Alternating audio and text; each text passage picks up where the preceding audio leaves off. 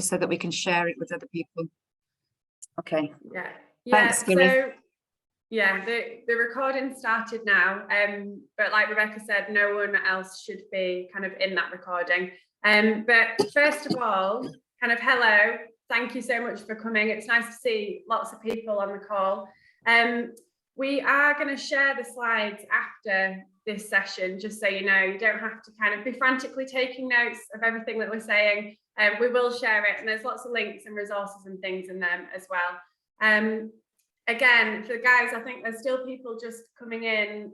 So if you do want to just pop your name in the chat, if you want to show your email address, go for it, but there's really no pressure there. But it'd be just nice to see kind of the range of different people that are on the call, where you're all from, what you all do.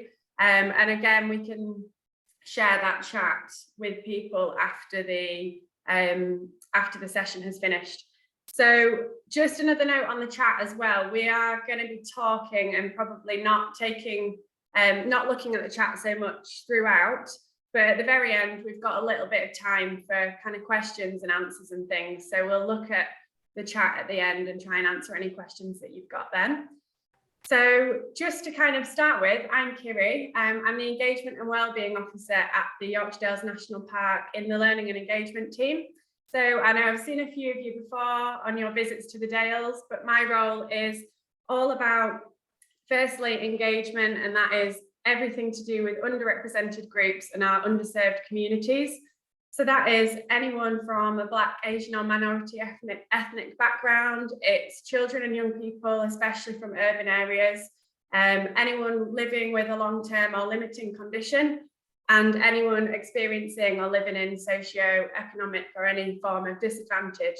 And it's really my role to support anyone that classes themselves in those groups to come out and access the Dales and the countryside that we've got here.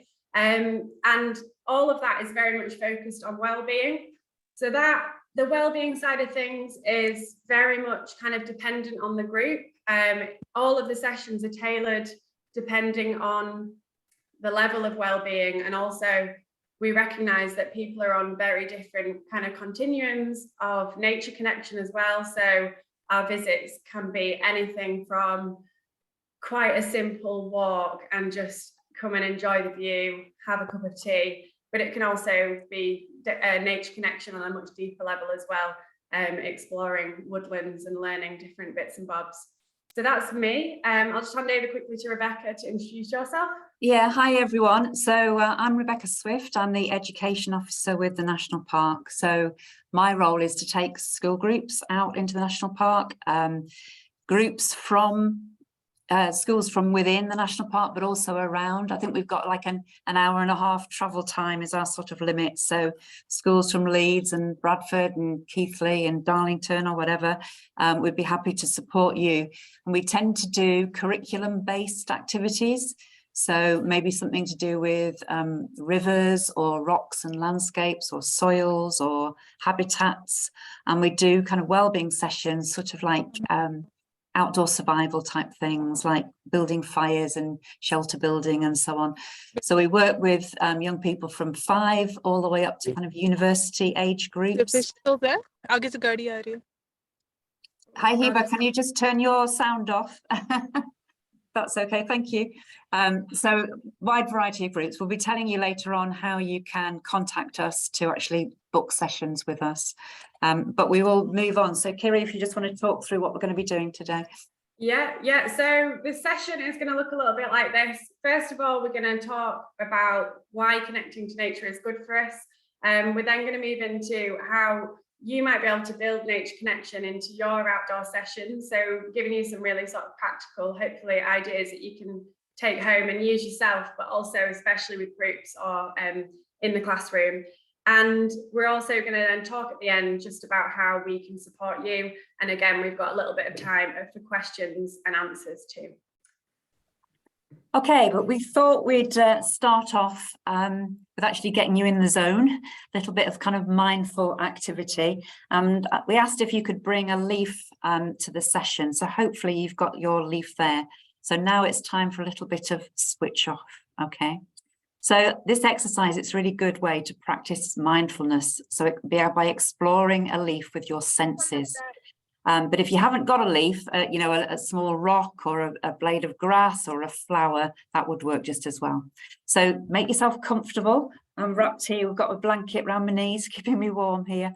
And we're going to explore your leaf.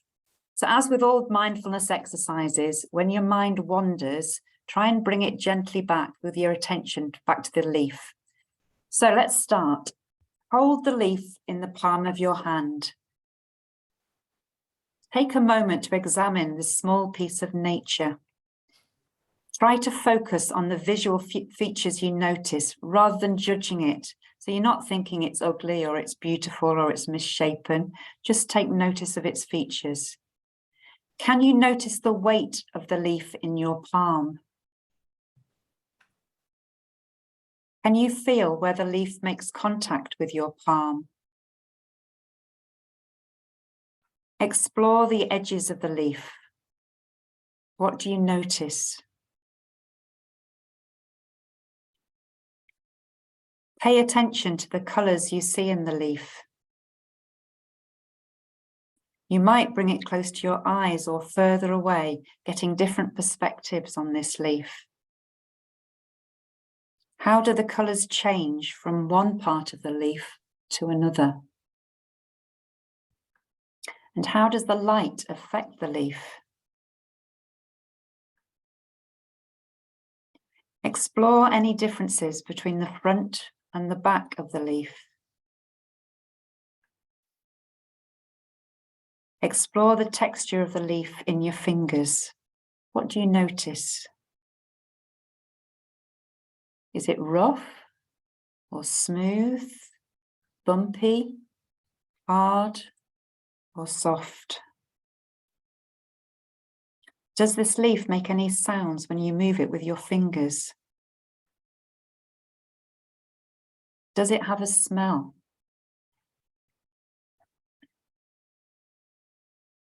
So as you come to the end of this exercise, recognize how much you noticed about that leaf that you would not otherwise have paid attention to. Reflect on how this mindful approach to exploring this leaf might extend to other areas of your life. If you were mindful like this in other aspects of your day-to-day, what might you have noticed in your relationships, your work, your hobbies, your surroundings, or your body that you would otherwise have missed? As you go about your business today, take moments to really explore your senses in the present moment.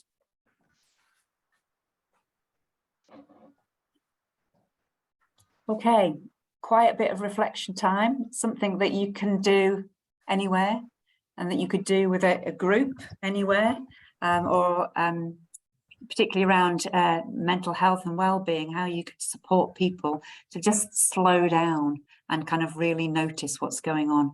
So that activity kind of it summarizes what we're doing today in a kind of nutshell, really. That using all your senses, slowing down and taking notice. So back over to, oh, I'm sorry, before we go back to Kiri, just wanted to give you a little bit of background to the Yorkshire Dales National Park. I know many of you might be familiar with the Yorkshire Dales, but some of you might not. So a pretty large area, the national park. And for those of you who are not clear about national parks, so they're areas, there are 15 of them in the UK, and they're areas that are protected by the government, so they can't be developed or spoilt, and they're being conserved and looked after for the benefit of the nation. So we're encouraging people to go and visit national parks to enjoy the outdoors and the natural environment and so on. So pretty big, it's over 800 square miles, the Yorkshire Dales National Park. We've obviously got Leeds, Bradford, Keighley down here, so really accessible. And we do sessions all across the national park, but particularly probably Malham, it's probably the key place. A lot of things in Grassington, it's a lovely woodland in Settle that we do quite a bit of work there. Aysgarth Falls, Swaledale, really good for river studies and so on. But we do, we adapt our sessions and our location of our sessions to the needs of the group. So if you're a school up in Sedbergh, for example, we'll see what we can do that's local to you to support you. But just a little bit of background about where we are, really. So over to Kiri. Oh no, it's not over to Kiri, it's me still. Sorry. We were going to have a go at doing a little poll, just a kind of awareness raising, really, to kind of get a feel for your thoughts. So on your screen in a minute, there should be a poll appearing. So there are 7 questions in the poll. If you could just quickly have an answer and submit your answers, and then we'll see what comes up. We'll give you a couple of minutes.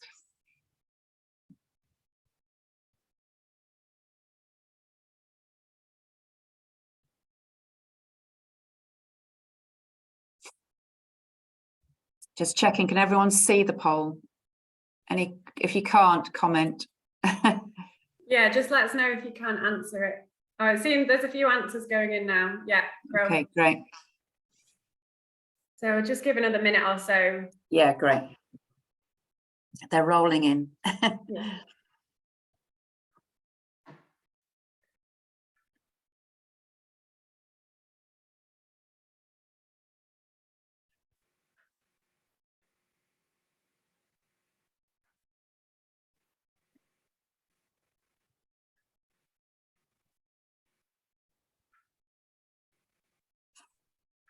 Failed to submit poll, error on mine.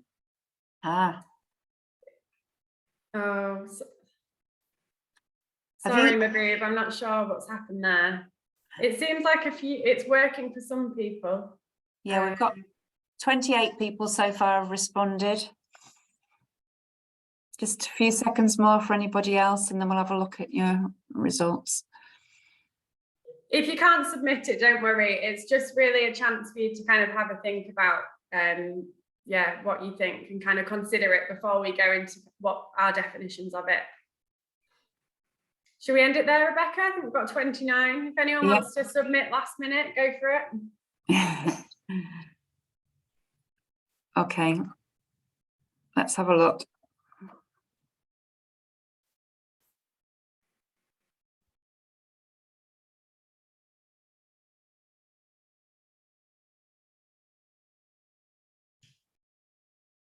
Oh, hang on. Can we see the results or not? Is that in the chat? Oh. Let's have a look.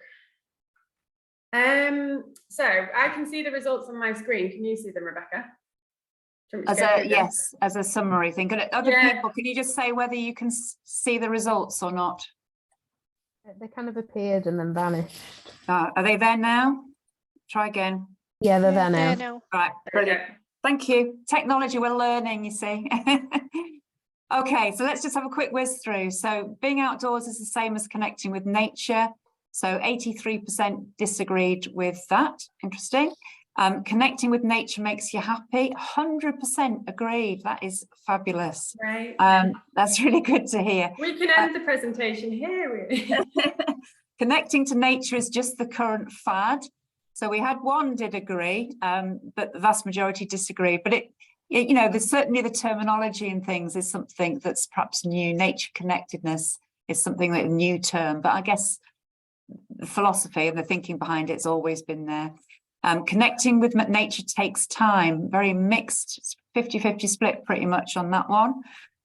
Spending time in nature is not a priority for most people, 90% agreed.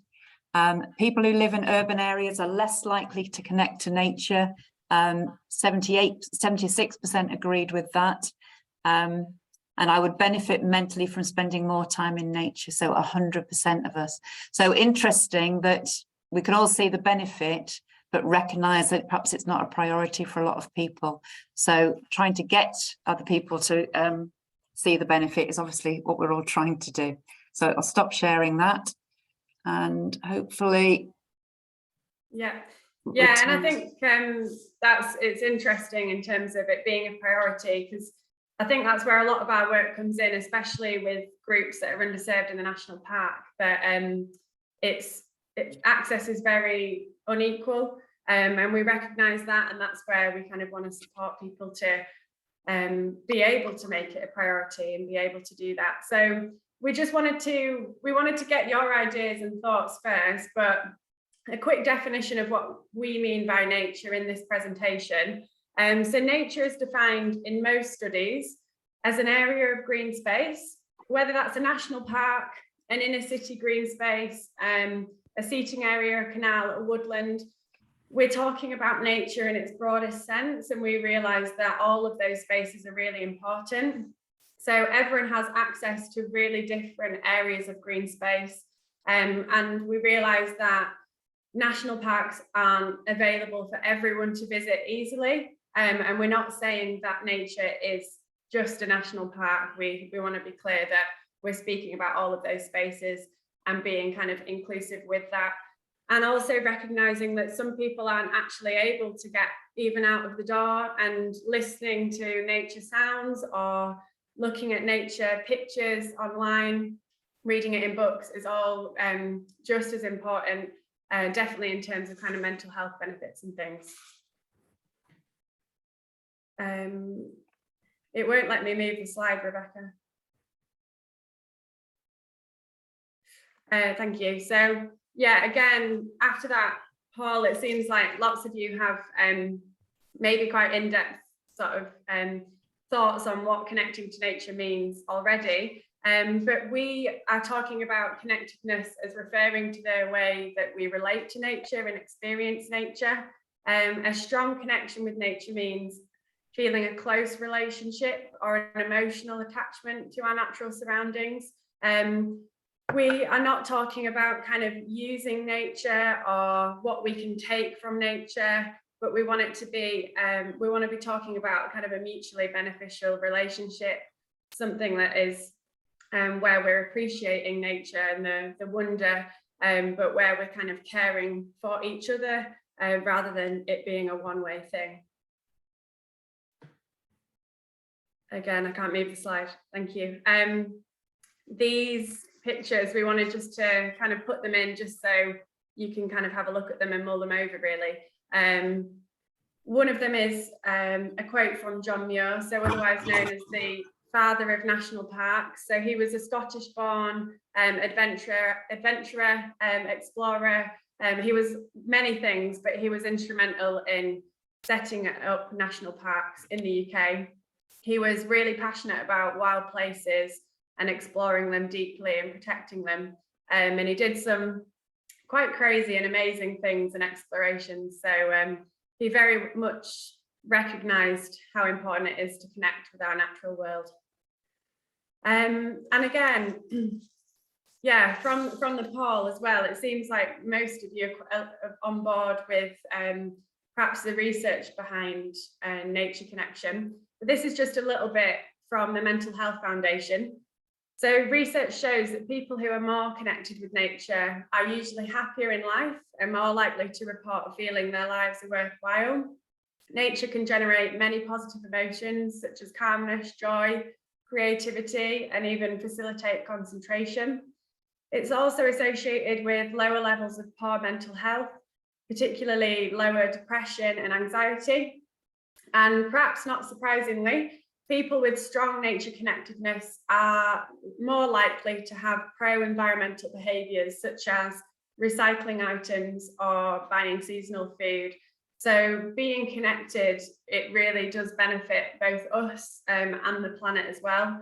So when we're more connected, we tend to care more for what's around us. So some of the amazing kind of psychological benefits of time spent in nature, touched on a few of them already, so I won't read them all out, but it reduces symptoms of depression and anxiety. It can improve mood and positive emotions. Also increased feelings of health and happiness, including eudaimonic well-being. So that's really that giving value to life and people feeling like their lives are more worthwhile when they are connected with nature. It produces and promotes of neurotransmitters such as dopamine and endorphins. And really importantly, and it's one thing that comes out of our evaluations time and time again, is that the increased social connectivity and how nature can kind of promote that. So physiological benefits as well. Yeah, lowering blood pressure, lowering blood sugar levels, decreasing the prevalence of lifestyle diseases, It also stimulates the production of hormones associated with reduction in coronary heart disease and Alzheimer's. It can boost the immune system. Hospitals with green views have been able to show that they can reduce the need for painkillers just by having kind of access to nature or even views outside the window. One thing that's really lovely, I think, is the fractals that appear in nature, and I'm going to show you a few on the next slide. But these kind of repeating, branching patterns in nature that we don't tend to find in the built world.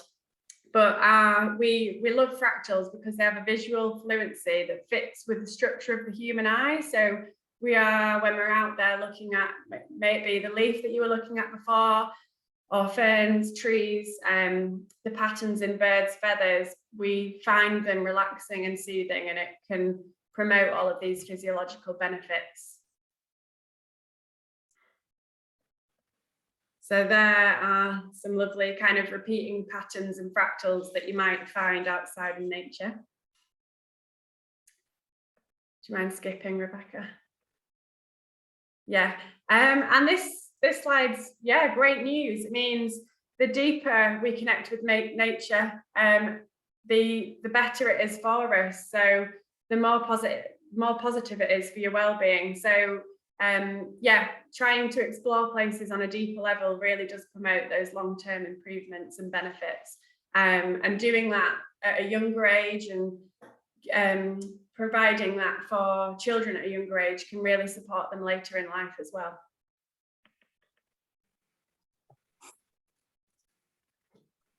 Do you mind skipping, Rebecca? Okay, so back to me. So we're going to share with you some practical ideas about how you can actually do this, what sort of things that you can do.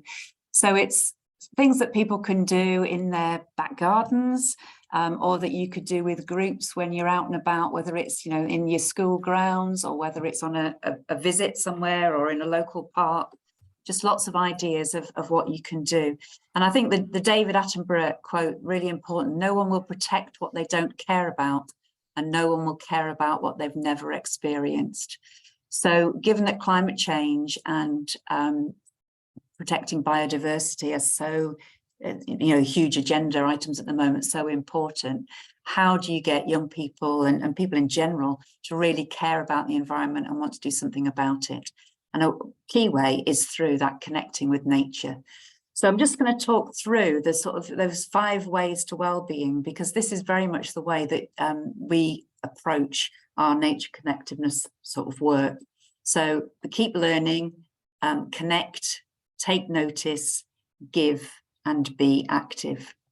So on the learning front, so right from the sort of simplest ideas to learning to identify plants, trees, animals, and so on. So using identification sheets. The Field Studies Council produces some excellent field study guides for pretty much everything, every environmental that you might want to do. So we use those a lot to get out and about and get young people identifying things.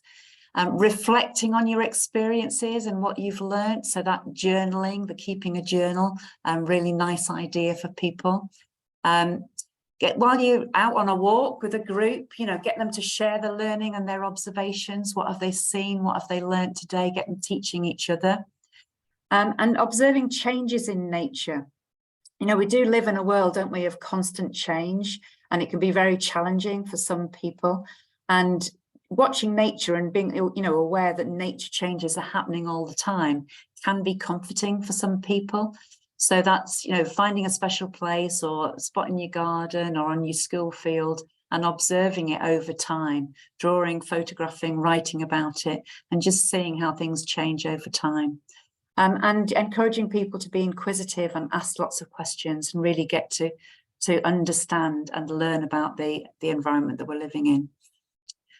So this is one of our school groups out with us in a woodland, sort of learning to identify their leaves and their trees. And I think it's great. Some of our schools that are ambassador schools, which I'll tell you a bit about later on, some of the children there have become really, really knowledgeable about woodlands and so on. And having that knowledge, I think it's fantastic to see that in young people. So connect and reflect is the next area. Area that we're going to look at. So very much about using your senses, like we did with that leaf. Just really slowing down and considering what we're looking at. So a really sort of popular activity is with groups is hugging trees. So befriend a tree, touching the bark, giving it a good hug, and really kind of feeling and identifying that. Further down, it just mentions blindfold activities, and this is one thing that we do with groups. I'll just show you a picture and we'll come back. So in pairs, one has a blindfold on and the other hasn't. They lead their friend to a tree, the blindfolded person. They then have to feel the tree with the blindfold on, really kind of get a sense of its size and how it feels. That led back then to where they started or somewhere else, take the blindfold off, and they've got to try and find the tree. Can they identify their tree from what they remember about its size and its feel and so on? And it's a really great way of kind of sort of really taking notice of the environment around you. Another idea about colours in nature. So choose a colour you've seen today and try and note down as much as possible about that colour. What different shades of that colour have you seen? How does the colour make you feel? So lots of ideas and suggestions around that. A think space. So having somewhere, it's a great activity to do with young people actually, but finding themselves a really quiet space to go and sit maybe for 15 minutes, and all they've got to do in that time is sit and listen and observe the space around them. I mean, for young people, it's a fantastic digital detox to be able to keep off their phones for 15 minutes and not have kind of any interference. But it's a really calming activity to just go and sit and listen and see what you can see. Also, you could recreate the journey that you've had if you've been on a walk in the national park. And you can get a group to recreate that journey using natural things that they find. So bits of twigs and leaves and so on. Can they create their own map of that experiential journey that they've had of going through a woodland or walking to Malham Cove or whatever that might be? This is a nice idea of that connecting thing. So, I feel, I see, I hear, so a whole variety, I smell, kind of what have you recorded? And you can see that somebody's actually doing that by sticking on the actual things that they've done. So a simple idea, but a nice way of really connecting that group. So taking notice is the third one, really looking at things in detail. And one activity that we really do a lot with our school groups is 10 tiny treasures. So particularly with the young ones. So we give them these tiny little matchboxes and they collect on their walks 10 tiny little special things that fit in their matchbox, because Key Stage 1 children love this. So anything that involves collecting, you could obviously do something very similar in school grounds or so on, but little treasure boxes and again, getting them to value nature. Talked about the quiet sit spot, that observing in detail. So drawing, kind of using textures and things to kind of draw and observe what it is that they've seen. Creative activities. So another idea that we do quite a lot with groups is making things out of clay. So we make portraits of themselves in clay and stick them onto trees, or they might create little animals and create the habitats living in the woods. Might make smelly potions from things they've found in the woodland, but anything that involves that kind of more creative aspect. Colour cards, I don't know whether you can actually see me, any of you, but we have a whole selection of sort of paint swatches that we've got from DIY shops, and great activities. So each child has or a person has a different colour card, and they've got to go and find something in the natural environment that exactly matches. And this is where people kind of start to realise how many different shades of green there actually are. But it's getting that detailed observation of the natural world. Mindful drawing, another one. So using a blank sheet of paper, create your own picture about what you've done, kind of mindfully sort of seen and experienced, what have you heard? So that's the whole taking notice aspect. Seen that picture. And finally, the last two together really about being active and about giving back, and those beautifully combine in sort of conservation type tasks, volunteering tasks. So many of you will have been out with groups that have been involved in activities like this with the Yorkshire Dales. So maybe repairing dry stone walls or planting trees, or it might be litter picking or clearing brush areas, a whole variety of conservation activities that we do. If school groups or adult groups are interested in doing that, it's something that we can help organise for you. And just a few other bits to share. Schools are probably quite aware of the sort of 50 things to do before year 11 3/4. So the National Trust guide that they brought out a few years ago, but it's still available.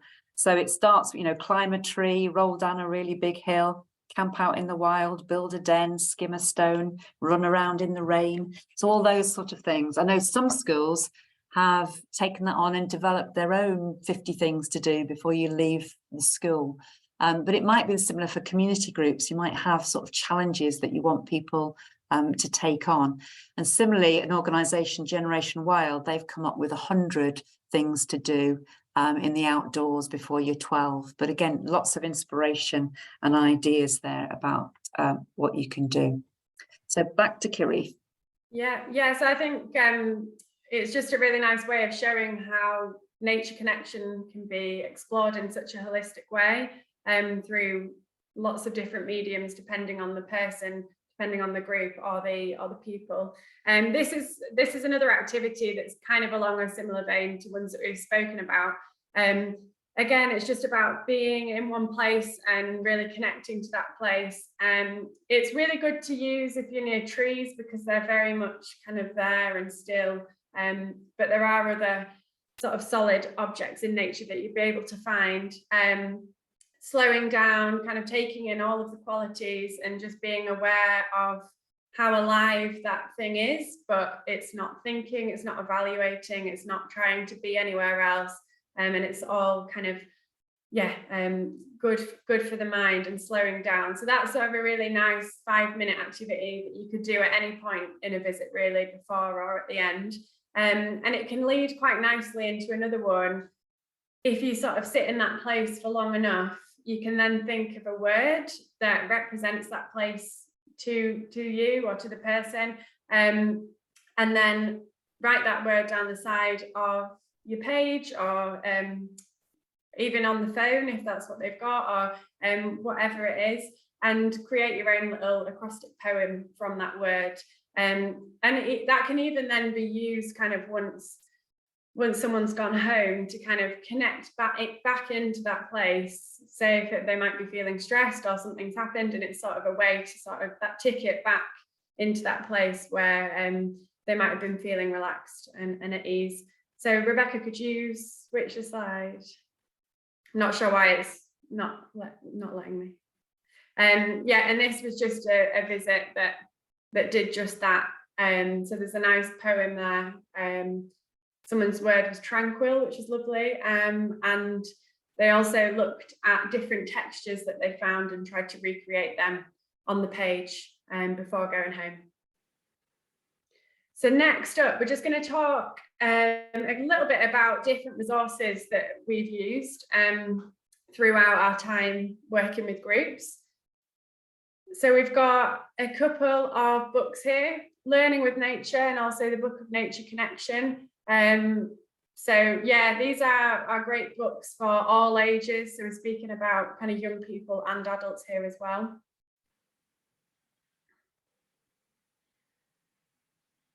And again, we'll share these slides with you. So you can look at these once you've got home if you do want to buy any of them. So if you want to skip that one, Rebecca.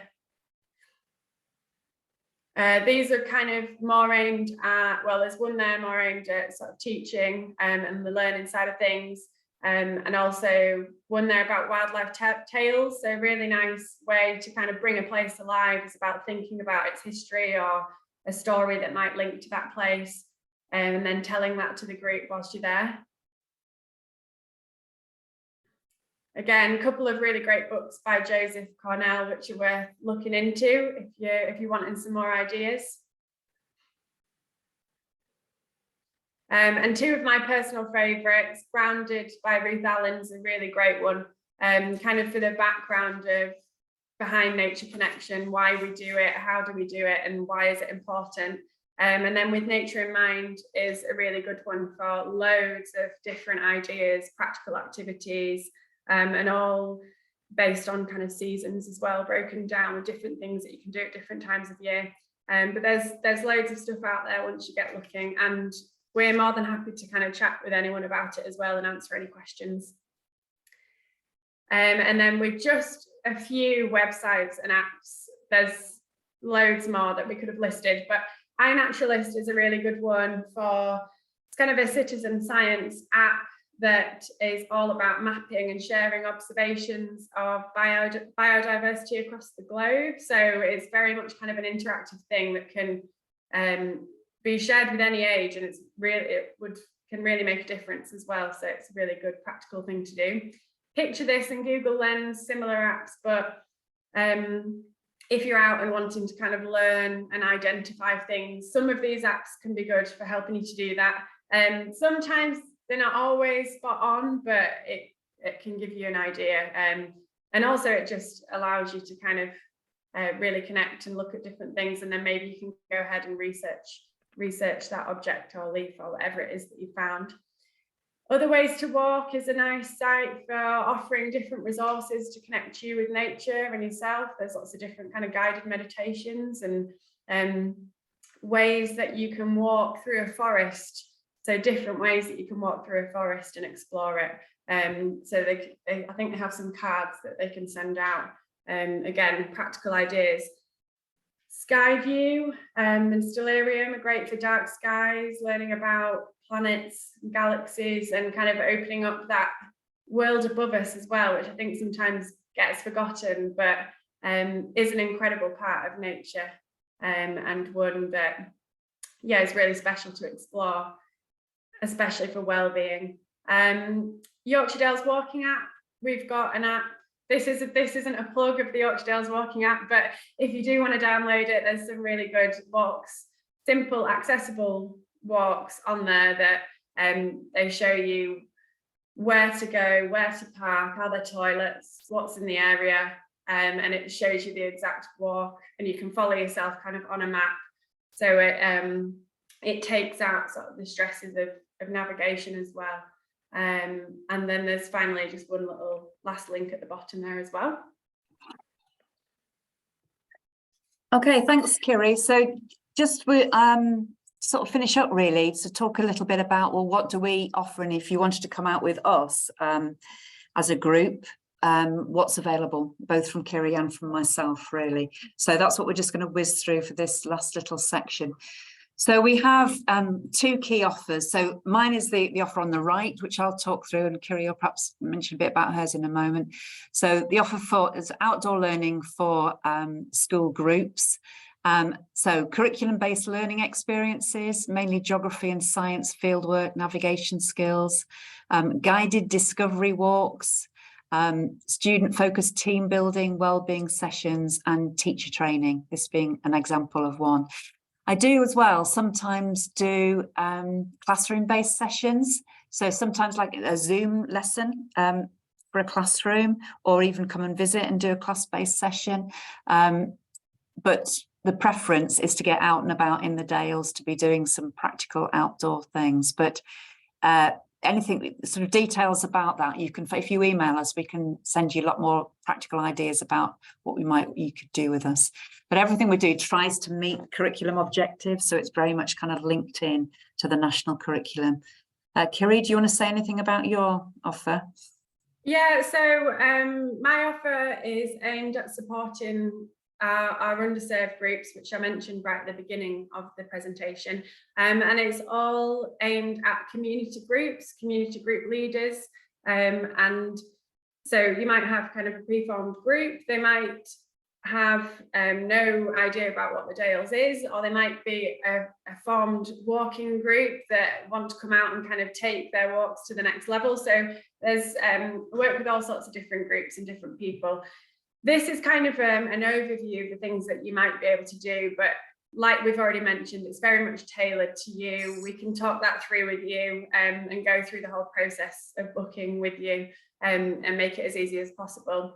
So there's anything from outdoor mindful movement, walking, jogging if you want it, and mindful activities at Malham and kind of informative walk there. Or we do a lot of the time we go out into the woods and make campfires, or do kind of creative things in woodlands or next to rivers. There is also the option for volunteering tasks as well, and there are other members of the team also who lead volunteering tasks. So if you're more about that kind of conservation, practical activity, we do that as well. And we can support you with transport as well. So we do have transport grants because we recognise that being a massive barrier for almost everyone, all these groups to get out here. So again, we can provide more details on that if and when you want to get a date booked in. Thanks, Kiri. We also have the Dales Countryside Museum, which is based in Hawes, and they do indoor sessions for school groups. They do workshops that are usually kind of practical, sort of history based. They have artifacts boxes and all sorts of things. So it might be on lead mining or the Victorians or whatever, but they've also last year started doing some outdoor sessions as well. So at their site, you can do a woodland detective activity in Hawes, or an industrial heritage walk looking at the in Swaledale, looking at the mining industry and so on, or themed walks that are connected with activities at with the museum. So they've done stuff on the Settle Carlisle Railway and things like that as well. So you can get in touch with them via us if need be. So just if you're wanting to book, so Alex, can you unmute and say hello? Alex is our support manager, and he does all the bookings and things with everybody. And that's the address. So learning@yorkshiredales.org.uk. If you email Alex, he will book you in, sort you out and so on. And we also, as Kiri mentioned, we do have a transport fund, which he can fill you in on. So Alex, are you there? Say hello. Hi everyone, I'm Alex. Hi Alex, thank you. So just so you can put a face to a name. Ambassador Schools. So a year ago, we started a new programme, an Ambassador Schools programme. And this was for a small group. Currently, it's 5 schools who had been working with us a lot. We've been going out with them a lot and supporting them a lot. And it's really a capacity building programme. So rather than just doing endless sessions with school groups, it was about working with the staff. So training up the staff in running outdoor learning, helping the school look at their curriculum and look at opportunities for outdoor learning and how they can build that in, looking at the school grounds and how they can be further developed to support your curriculum. So we've had 5 schools who've gone through the process last year, and the idea is that you get to the point where the school is happy to kind of host events from other schools, with other schools, or even co-lead a session with another school out in the Yorkshire Dales. So successful with 5 schools, but we're now looking at recruiting some further schools for this year. So if that's something that you think, you know, there's a passion about that in your school, we're really looking at primary schools at this stage, preferably that are in or around close to the edges of the Yorkshire Dales. So if that's something you think you'd like to get involved in, then please get in touch with us. So obviously tonight, first of our kind of online training opportunities, but we've got a few other things coming up. So on the 2nd of March, we've got something very similar to tonight, an online event, but it's all about planning your own visit to the Yorkshire Dales National Park. So if you were planning a geography fieldwork activity or a community group coming in, you know, what is it that you can do? So, you know, where to go, what to do, things to consider like land permissions, risk assessments, equipment that you might need, ideas of activities and resources that you could use. So if you're wanting to perhaps run an activity without us, but you would like our support in planning and organising it, then that would be a good session to come to. So the booking link is on there, but it was also in our newsletter, which I'll tell you about later. We've also got a practical training day on 23rd of March. It's an all-day event at Malham, and this is for primary school teachers. And the aim of this is to upskill teachers in being able to deliver their own outdoor learning sessions. So we're going to be covering sort of rivers, stream dipping, landscapes, tourist impact, those kind of areas, about running your own fieldwork. So it's a really kind of nice, practical, hands-on session on the 23rd.